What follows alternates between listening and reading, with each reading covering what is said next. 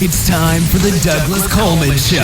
Mr. Smooth and Savvy is joined by guests from all walks of life, from the entertainment industry to authors to political and social commentators, the famous and not so famous, the controversial and the light and fluffy. We have it all. Now, here's Douglas Coleman.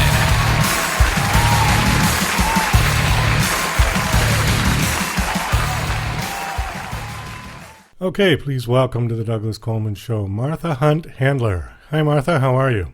I'm wonderful. How are you? Doing very well. Thank you. Thank you for coming on the show. I appreciate it. I'm excited to be here. So, why don't you tell us a little about yourself? You're an author, yeah? A first-time author at the age of 61. It was quite a journey. It sort of, I think, it began in my childhood when I grew up in northern Illinois with a lot of forests around me, and I could hear nature talking to me, and soon learned that others people did not have the same gift as I did. And I thought, well, I must be given this gift for a reason, so I must be here to be the voice for nature. And I wrote my first book when I was 7 and handed it to my dad, who told me it wasn't well written and writers didn't make any money. And I literally shut down, I think, that whole idea from then on. I grew up and became an environmental conservationist and was a consultant mostly for governmental agencies, EPA, and the Department of Energy, and just never felt like my heart was truly in it. And I would sort of on my own be writing about things, just didn't ever have the confidence in myself or understand like what story I really wanted to tell. But it was something that was definitely in my heart that I knew I should be doing it. And then when I was about 42, my best friend's son, she found him hanging at the age of 12. Oh. And we had been brought up, it was devastating. And she and I had been brought up incredibly spiritually by both of our mothers. We've been in a spiritual group our whole life. And by that, I just mean that we really believed in the cycle, that death is just part of the whole birth and rebirth cycle, and it's not an ending. And that, you know, as the third law of thermodynamics tells us, you can't make energy or lose energy. It can only change form. So when we just had always been okay with death, we'd always been to funerals. Her sister died, we were okay with it. It was hard, but we also believed that we were getting signs from her, so we knew that it wasn't over. But when her 12-year-old son died, it was just really hard to overcome. And I was feeling really lost because I understood for the first time that suicides are very different from other deaths. She was getting lots of blame and, just lots of shame, guilt. A lot of people were saying, well, if he was so sick, why didn't you have him on medication? Why wasn't he seeing a therapist? But the truth was he was a really happy boy, and he had loads of friends. And there was no reason to believe that he was in any way depressed. So it was just very confusing. And I was journaling just because I would call her and there would just be silence on the other end. I just couldn't think of how to make her feel any better about this because I felt so lost myself. And then one day I was skating on a lake and saw this deer frozen into the surface of it. And I don't know what it was about the deer, and I included in my novel Winter of the Wolf, but all of a sudden I heard her son's voice, and I had never before channeled anyone who passed on, but he was very insistent that my journal entries were the beginning of a novel. And he was very persistent, and it took me a while to come around to that idea because it was a very, not the most uplifting story for me to be telling for my first novel. But in time, I understood fully that this was a great platform that would allow me to talk a lot about our connection to nature. So in my story, it's a 15-year-old daughter named Bean, and it's her brother who's 17 who she finds hanging, and she doesn't believe it was a suicide, which my girlfriend also did not believe her son committed suicide, even despite the way it looked. But so it's sort of her journey, and she truly believes he didn't commit suicide, and she's trying to figure out what could have possibly happened. and she's tuning into nature to help her because her brother was very into Inuit wisdom and was very connected to plants and animals. And so she's sort of reading all of his Inuit books, trying to figure out where he might be, trying to reach out to him to try to get signs. So there's lots of little lessons in the book. And maybe my biggest one is moving from grief to gratitude, and instead of looking at death as a loss, looking at how much you enjoyed having the soul in your life for the time that you had them, instead of the time that you won't in the future, which you were never promised. My book starts out with a quote by Banksy. They say you die twice, one time when you stop breathing and a second a bit later on when somebody says your name for the last time. So it's just what I really want to get through to people is that, their soul and everything that they taught us and all those adventures we had from them, that's what we have left. And if you're able to connect on them, you can also get regular signs, and it's not such a hard thing to do. But when you really don't allow anyone to talk about the person, or you yourself just can't say their name, then they're really going to be gone. And my other important thing is my character Bean is very strong in her knowing, in her intuition, which I think is your spiritual guide speaking to you, just always listening, tuning into the way her body feels, her gut feels. And so she's on this mission to prove that he didn't commit suicide when everyone thinks that she's crazy. And so I always say, like, everyone says, boy, Bean seems a lot like you. And I say, yeah, she's the idealized version of myself. If I'd actually listened to my gut way back then, this probably wouldn't be my first novel coming out at 62, but it wasn't so good at listening back then. I want to talk a little bit about the boy. Can you give me his first name just so I can refer to him as something? Yes. Sam. Sam, okay. So Sam was 12 years old, and she found him... No, Sam was 17, and she was 15. Oh, did you mean the real boy who actually died? Right, yeah. Yeah, so he was 12, and his name was Brendan. Brendan, okay. No, I'm just trying to figure that out because it sounds like this is somewhat of the inspiration for the story, right? Yes, but only sort of the inspiration. And, he kept with me to keep writing this book, but he was very clear that I wasn't supposed to tell his story or his family's story. So other than the way he died, and it's a mystery, so I don't want to divulge what that actually is, nothing else really is very close to what happened in his family. Okay. Well, I'm just trying to figure out what would possess a 12-year-old who was seemingly happy to kill himself. That just makes no sense at all. And that's the mystery. and to this day, how long ago did that happen? 42 years ago. 42 years ago. Oh. Or sorry, I was 42, so almost 19 years ago. Sorry. 19 years ago. Okay. So everybody still doesn't understand what happened. He didn't leave a suicide note or anything like that, no? No suicide note. There had been a horrific accident right before this happened, but everyone else except Bean believes that he committed suicide. They were home that night. There was no sign of forced entry. So there's no reason to believe that he didn't, but Bean was so close to him. It was her soulmate, and she feels very sure that if he would have done something like this, she would have known. So she goes around sort of interviewing everybody to see maybe there's something that it was just too big for him to tell her, and that's sort of like the meat of the story, her interviewing people, doing shamanic rituals to see if anything comes up through that. And during this, the reason it's called Winter of the Wolf, Black Wolf, which was Sam's totem animal, is mysteriously showing up. So she lives in Minnesota, and there are wolves around. You usually don't see them. They have a big fear of humans, and so they stay as far away from you as they possibly can. But there's a black wolf that just keeps making strange appearances. Well, it's odd because this story parallels another guest that I had on several months ago, and her name is slipping because I interview too many people.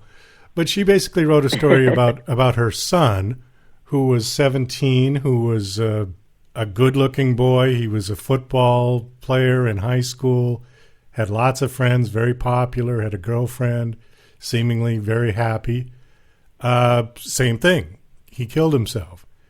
And what happened, and they surmised now, that it was this acne medication that he was on, and that the side effect of this particular medication was severe anxiety and depression to the point where he just couldn't deal with it anymore.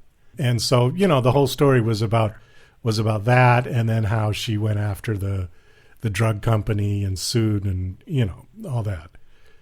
Because they... Wow, that's horrific. Yeah. And so when you told me that, the first question I wanted to ask was he taking any acne medication?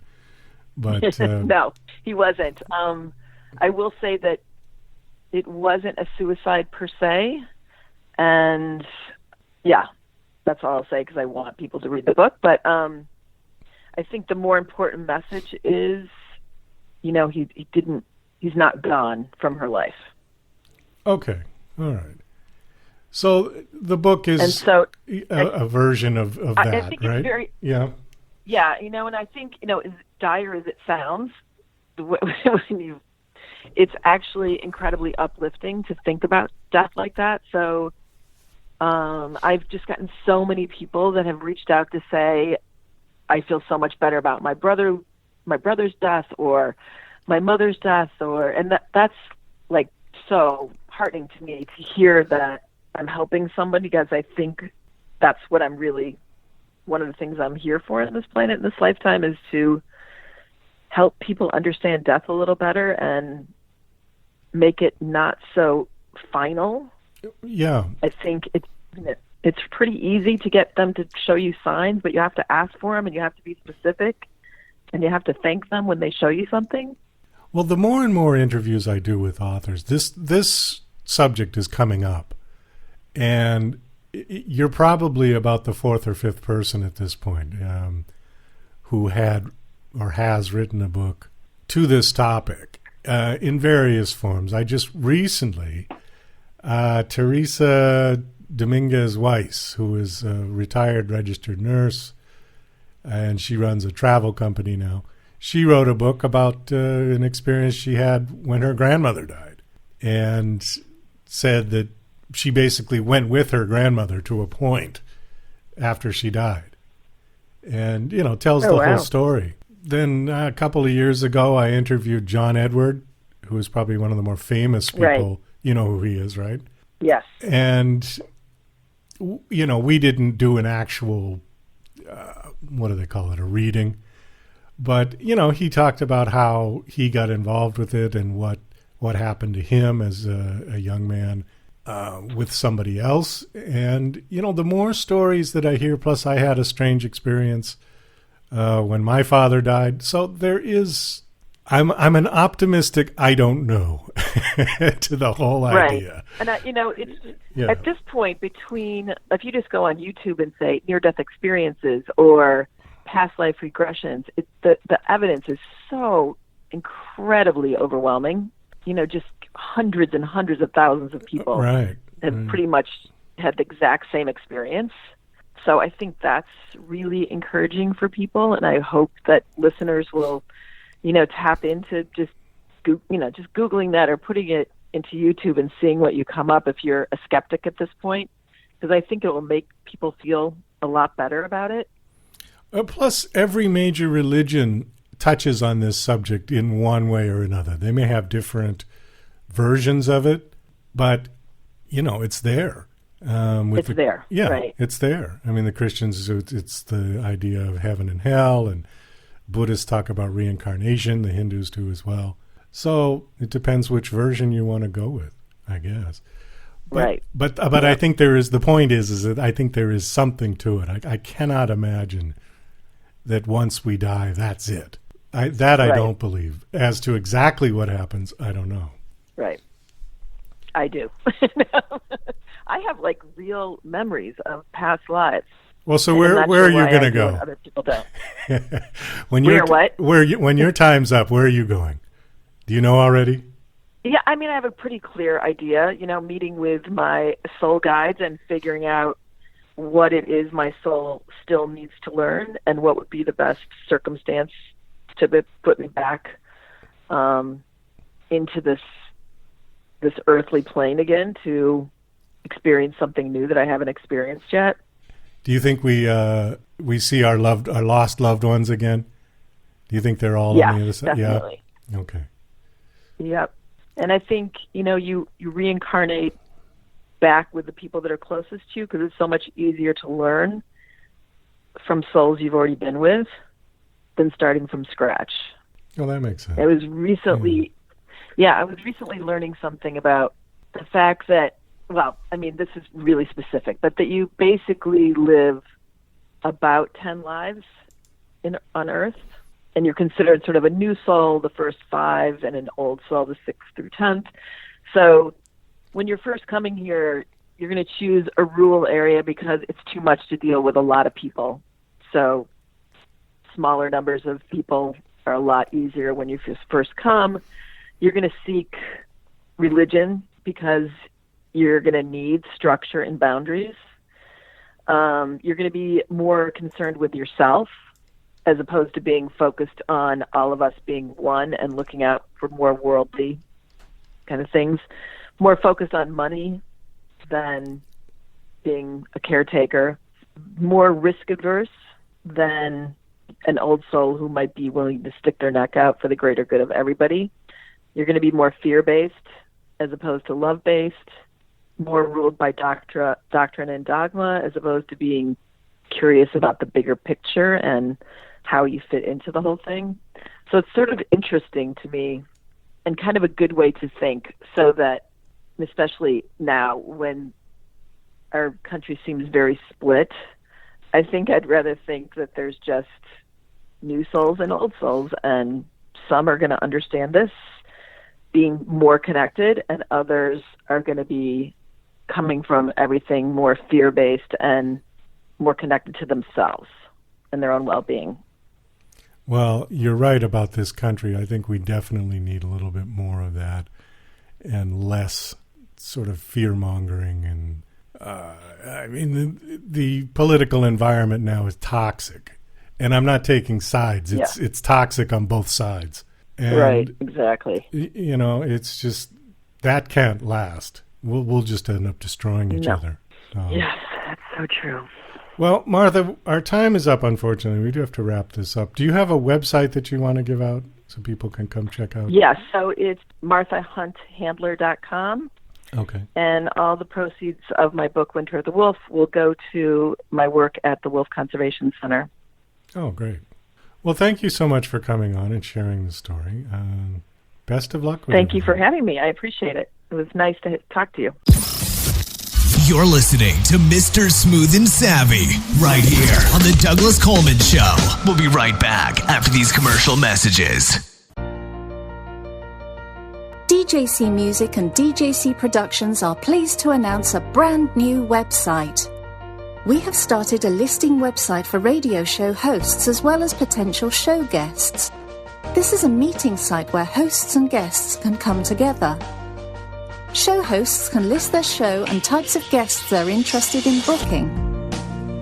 Potential guests can list their talents, bio, accomplishments, or anything they feel makes them an interesting radio show guest. There are no recurrent payments, only a one-time $5 listing fee. Your listing will stay up until you decide to cancel. Previous guests of The Douglas Coleman Show are welcome to submit their guest listing free of charge. Go to radiohostsandguests.com. That's radiohostsandguests.com.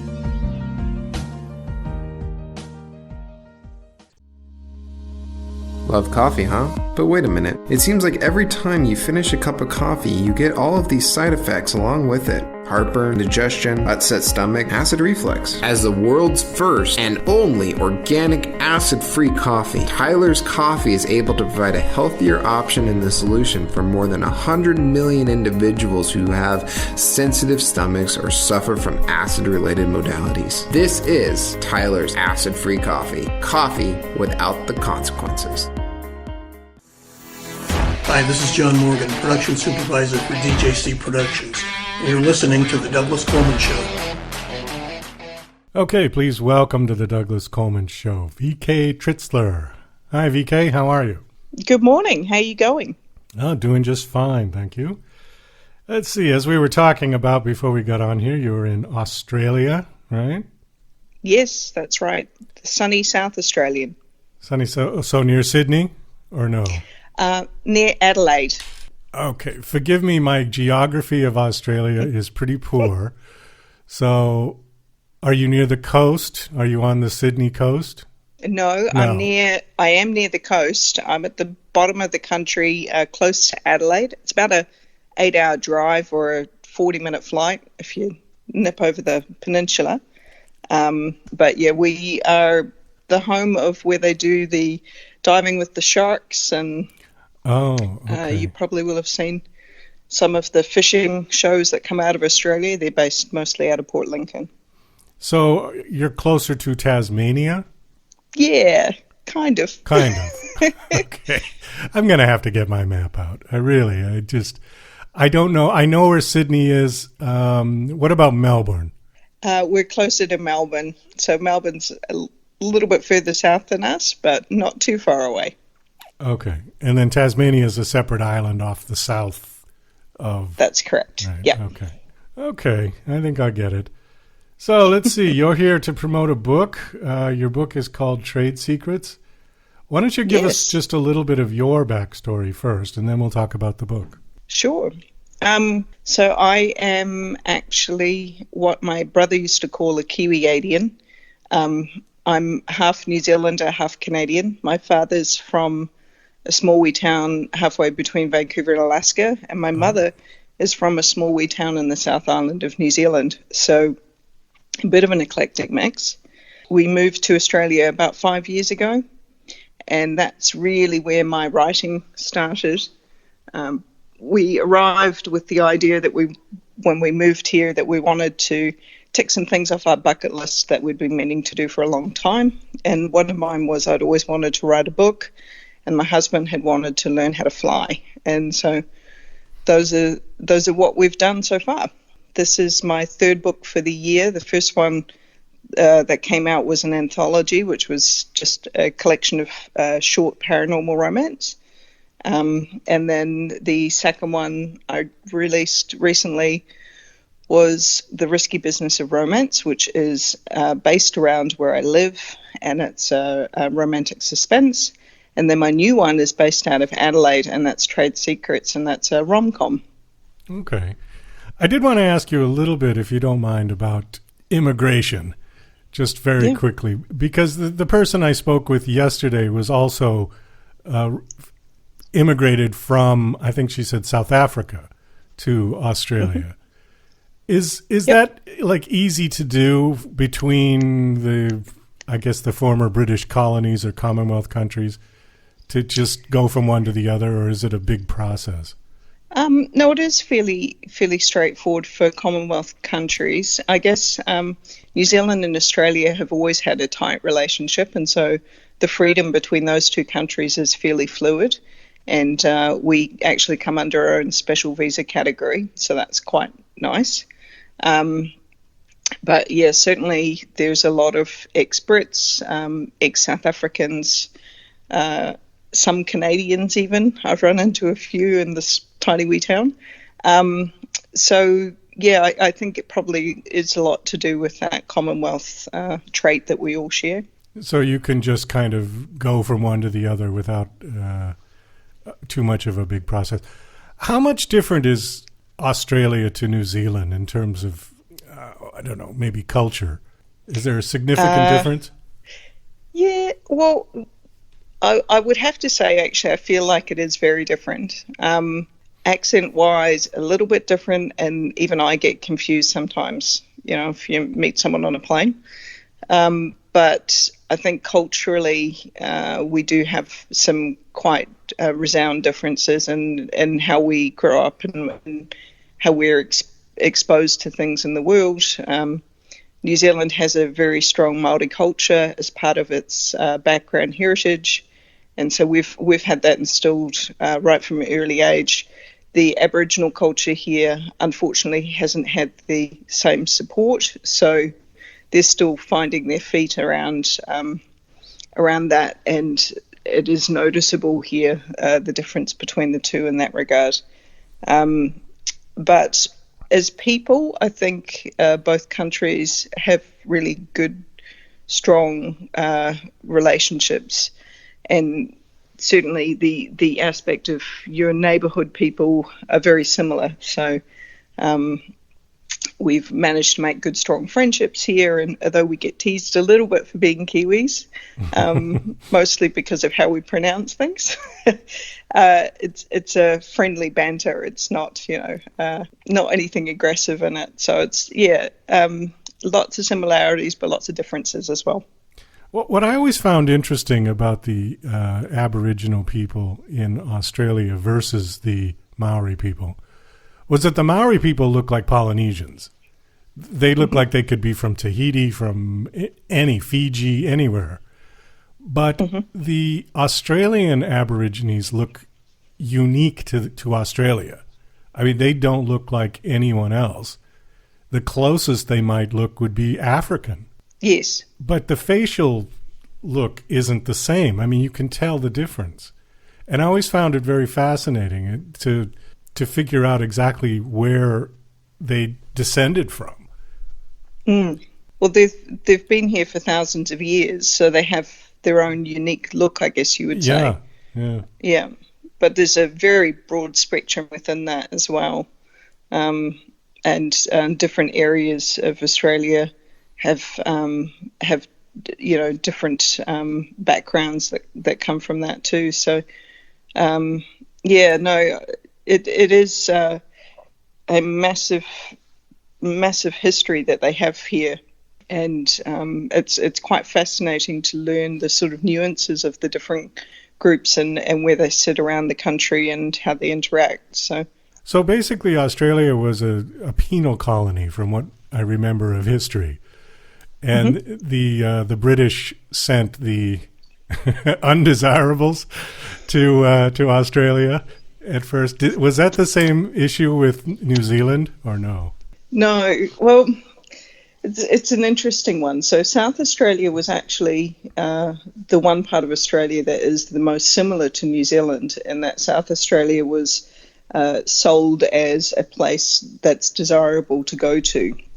And so unlike the penal states, primarily Tasmania and New South Wales, where the colonies were set up, these were sold as farming land, as places that were desirable for you to restart your life. And certainly New Zealand particularly was advertised as sort of this dream location where you could get a whole new life that you hadn't had before. Oh, I see. Okay. So South Australia does still get a little bit of a ribbing from the other states for being a bit hoity-toity. Because they don't have the same penal background. But New Zealand was exactly the same as South Australia. It was set up as a sort of a dream location to go to. Obviously, I imagine that when they got there, things weren't quite as dreamlike as they had perhaps originally anticipated, given that there were already inhabitants in the islands. But yeah, certainly, as it was presented from the Crown side, it was very different to, being shipped off as a punishment. So, does it snow anywhere in Australia?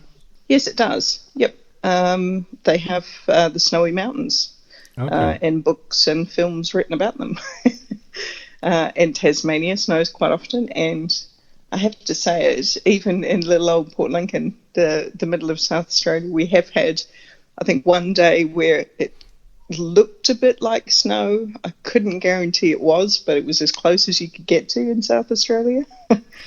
Right, but it's the other way around. The further south you get, the more temperate and colder it gets. Correct. Yeah. But yeah, we did struggle a bit with the weather when we first arrived. We arrived in the middle of July, which is kind of middle of winter here, and when we'd left New Zealand, it was -4, and it was cold. And was all rugged up, and then we got here and it was 25 degrees and it just felt roasting. Oh, yeah. And so we're wandering around town in shorts and t-shirt and all these people staring at us like we're crazy. They're all rugged up. They're prepared for their 40-degree summer days, and we're thinking 25's like killing it. So, yeah, it was a bit of a culture shock on that one. Someday I'll have to get there because I've always been kind of fascinated to see. And I've watched movies. They were filmed in Australia, and it just looks like a very neat place to go. So yeah, maybe when absolutely. we get rid of this ridiculous virus, when we can all get back to our lives again, maybe that's a good place to go travel. Okay. Mm-hmm. Well, let's talk about your book. Your book is called Trade Secrets, a fun-filled romp into a dream job turned bad. Well, I think we've all had one of those. Tell us a little about the book. Give us a synopsis. So the book revolves around the story of Emily. She's a little bit young and naive at the start.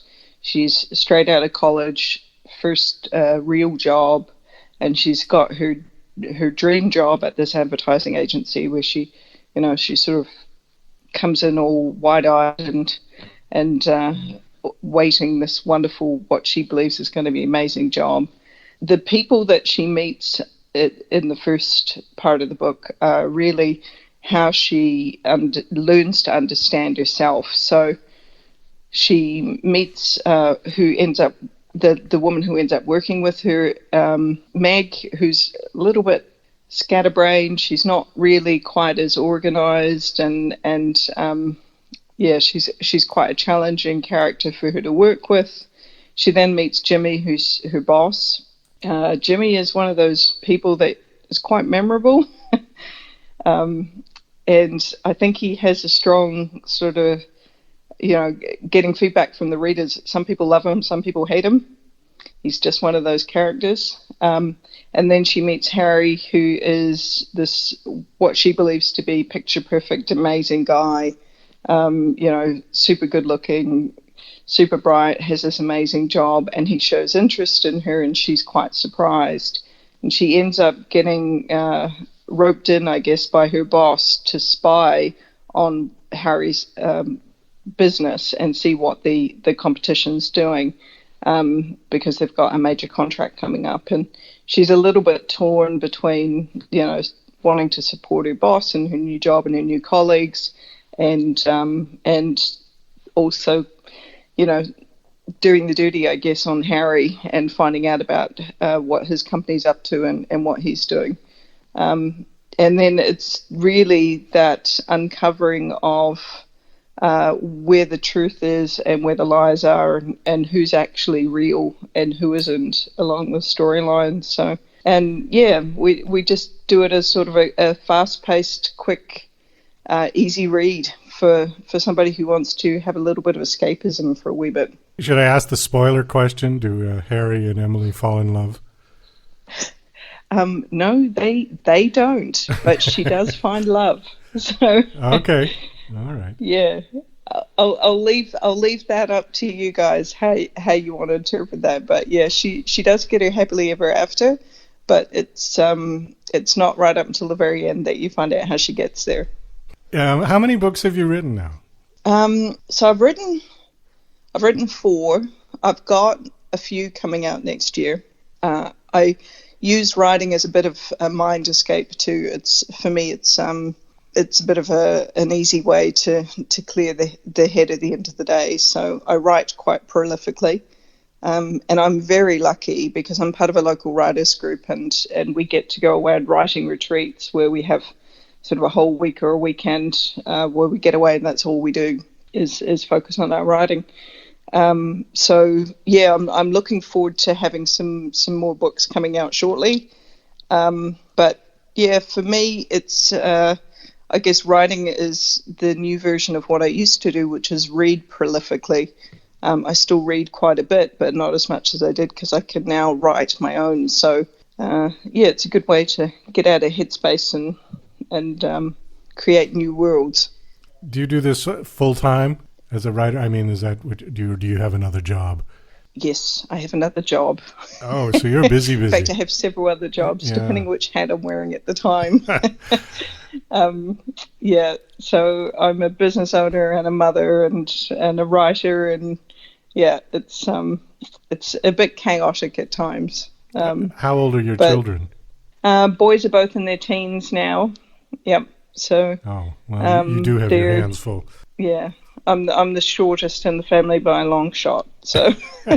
Well, thank you so much for coming on the show. We do have to wrap this up. Do you have a website that you want to give out and people can come check you out? Check out your books? Yeah, they can come check me out on the www.vktritschler.com.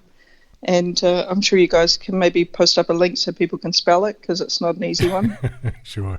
Well, thanks so much for coming on, and thank you for getting up early. I know it's fairly early in the morning over there, and I appreciate that. That's fine. Nothing a good strong coffee doesn't fix.